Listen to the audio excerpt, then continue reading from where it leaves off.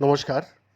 খবর 24x7-এর দেশ বিদেশের সমস্ত দর্শকবৃন্দদের আজকের এই শুভ সকালের শুভকামনা দিয়ে শুরু করছি বিজ্ঞানভিত্তিক একটা বিশেষ প্রতিবেদন।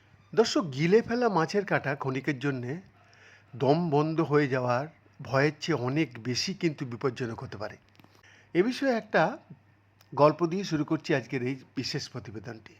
শার্লি ব্যালাসের জন্যে এই খাবারটি ভীতিকর হয়ে উঠেছিল যখন একটা মাছের কাঁটা তার গলায় আটকে গিয়েছিল এবং শ্বাস নিতে ভীষণ কষ্ট হতে। স্ট্রিকলি কাম ড্যান্সিংয়ের এই বিচারক পরে বলছেন 20 মিনিটের এই দুঃসহ অভিজ্ঞতার সময় তিনি ভেবেছিলেন যে সব শেষ, কিন্তু তার হেয়ার ও মেকআপ আর্টিস্ট হাইমোলিক মানুভার, যা অ্যাবডোমিনাল থ্রাস্ট নামেও পরিচিত, ব্যবহার করে কাঁটাটি বের করে আনেন। তার অভিজ্ঞতাটি উদ্বেগজনক হলেও অস্বাভাবিক ছিল না। প্রয়াত রানী মাও একই ধরনের ঘটনার সম্মুখীন হয়েছিলেন এবং চিকিৎসকের নিয়মিতই এমন মানুষ যা তারা দেখেন যারা মাছের কাঁটা গিলে ফেলেছে। দর্শক, গলায় কিছু আটকে যাওয়ার কারণে জরুরি চিকিৎসা নেওয়ার অন্যতম প্রধান কারণ হলো মাছের কাঁটা। আর এই সমস্যাটি বিশেষ করে এশীয় দেশগুলিতে বেশি দেখা যায়, যেখানে অনেকের খাদ্যাভ্যাসের একটি প্রধান অংশই হলো মাছ।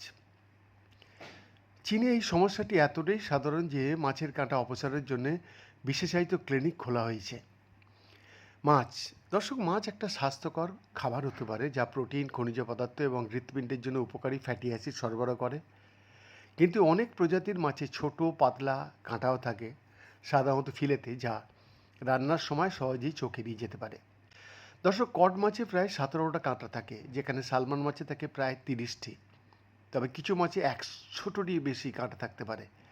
ইল মাছের কাঁটার কারণে প্রায়শই জরুরি বিভাগে যাওয়ার প্রয়োজন হয় এবং ফ্ল্যান্ডার মাছের কাঁটা বিশেষভাবে ঝুঁকিপূর্ণ হতে পারে, কারণ এগুলির আকার ও সংখ্যার কারণে গলার গভীরে আটকে যাওয়ার সম্ভাবনা কিন্তু খুব বেশি থাকে। এর মানে হলো খাবার তৈরির সময় যথেষ্ট যত্ন নেওয়া সত্ত্বেও অসাবধানতাবশত কিছু হাড় থেকে যেতে পারে। ভুলবশত গিলে ফেললে এই হাড়গুলি বিপজ্জনক হতে পারে এবং এর ফলে সৃষ্ট গুরুতর জটিলতাগুলির মধ্যে শ্বাসরোধ অন্যতম। দর্শক, মাছের কাঁটা সাধারণত গলার পেছনের টনসিলে, মুখের পেছনের ফ্যারিংসে, পিরিফর্ম সাইনাসে, একটা ছোট গহ্বর যা খাবার গিলার কাজে ভূমিকা রাখে, এবং অবশ্যই খাদ্যনালীতে যে নালীটি গলাকে পাকস্থলীর সাথে সংযুক্ত করে সেখানে আটকে যায়। দর্শক, তাই যদি আপনি ভুলবশত মাছের কাঁটা গিলে ফেলেন তাহলে সম্ভবত আপনার কাশি হবে, গলার কাঁটা ফোঁটার মতো বা কিছু আটকে থাকার মতো অনুভূতি হবে, সেই সাথে গিলতে ব্যথা বা অসুবিধা হবে এবং থুতুর সাথে রক্ত আসবে। তবে এগুলির কারণে সবসময় কোনো উপসর্গ কিন্তু দেখা যায় না এবং কিছু মানুষ অজান্তেই গলায় মাছের কাঁটা আটকে থাকা অবস্থায় জীবন কাটিয়ে দেন। উদাহরণস্বরূপ 2012 সালে 69 বছর বয়সী এক জাপানি মহিলা ঘাড় ফোলানি হাসপাতালে গেলে ডাক্তাররা আবিষ্কার করেন যে তার গলায় 32 মিলিমিটারের একটা মাছের কাঁটা 9 মাস ধরে আটকে ছিল।